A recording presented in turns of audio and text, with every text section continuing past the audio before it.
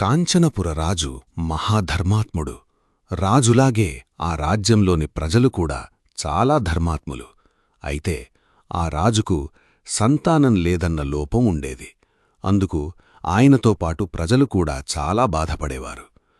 అనేకమంది ధర్మాత్ముల మధ్య ఎప్పుడూ ఒక దుర్మార్గుడు లాభం పొందుతాడు అన్నట్లుగా ఆ రాజధానిలో కూడా ఒక దుర్మార్గుడైన వర్తకుడుండేవాడు. ఆ వర్తకుడు ఒకనాడు తన పొరుగున ఉన్న ఒక పేదవాడి దగ్గరికి వెళ్ళి అతన్ని మోసం చెయ్యాలనుకున్నాడు.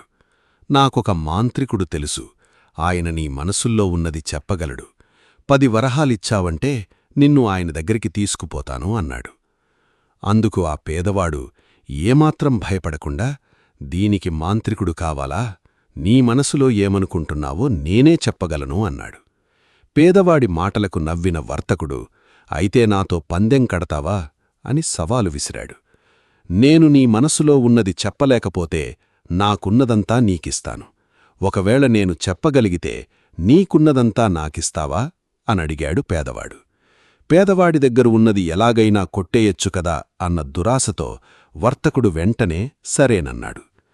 ఈ పంద్యానికి మనకొక సరైన మధ్యవర్తి కావాలి, రాజుగారి దగ్గరికి పోదాం పదా అన్నాడు పేదవాడు. ఇద్దరూ కలిసి రాజుగారి దగ్గరికి వెళ్ళి తమ పందెం గురించి వివరించారు. అప్పుడు పేదవాడు అందరి ముందు వర్తకుడి వైపు చూసి, మన రాజుగారికి సంతానం కలగాలని నువ్వు మనసులో అనుకుంటున్నావు, అవునా అన్నాడు. ఆ ప్రశ్నకు వర్తకుడు ఇరుక్కుపోయాడు. ఒకవేళ కాదు అంటే రాజుగారికి కోపం వస్తుంది, ద్రోహిగా ముద్రపడుతుంది. అవును అంటే పందెం ఓడిపోతాడు. వేరే దారిలేక వర్తకుడు నిజమేనని ఒప్పుకున్నాడు.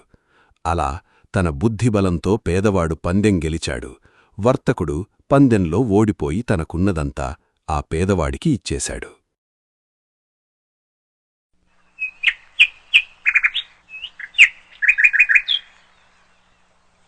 ఒక గ్రామంలో ఒక గృహస్థుకు వెర్రిబాగుల కూతురుండేది. ఆ పిల్ల వాగుడు వింటే ఎవరూ చేసుకోరు.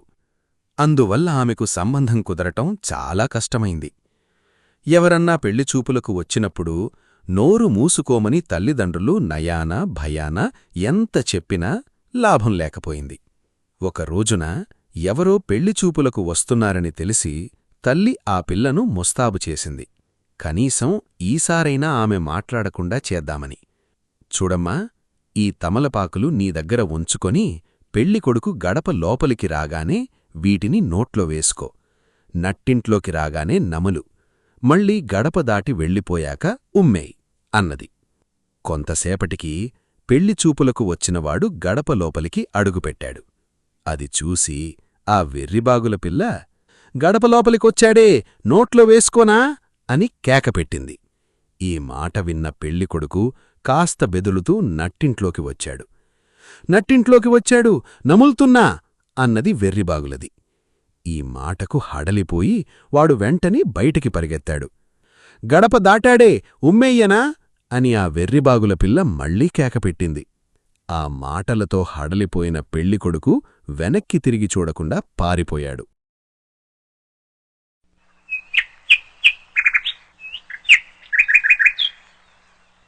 ఒక ఊళ్ళో రామాలయానికి ఒక పేద పూజారి ఉండేవాడు.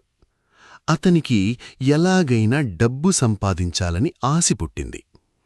ప్రజల నుంచి బాగా డబ్బు గుంజటానికి అతను ఒక కుటిలమైన ఆలోచన చేశాడు.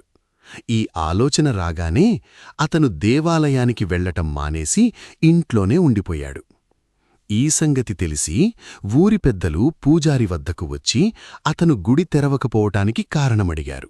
పూజారి దీనంగా వారితో, ఏం చెప్పమన్నారు అన్నాడు. నిన్న రాత్రి కలలో నాకు రాములవారు కనిపించి, భక్తా, నువ్వు పరమ దరిద్రుడివి, అందుచేత నేను ఈ ఆలయంలో ఉండదలచలేదు, వెళ్ళిపోతాను అన్నారు. నేను ఆయనతో, స్వామీ, మీరు నా కారణంగా వెళ్ళవద్దు, నా దారిద్ర్యాన్ని మా గ్రామ పెద్దలు తీర్చకపోరు అన్నాను అని చెప్పాడు. గ్రామ పెద్దలు తీవ్రంగా ఆలోచించుకుని, ఈ పూజారిని ఉంచితే స్వామివారికి ఆగ్రహం వస్తుంది అనుకొని అతన్ని తొలగించి అతని స్థానంలో డబ్బున్న పూజారిని ఏర్పాటు చేశారు. పాపం, పూజారి ఎత్తు బెడిసికొట్టింది.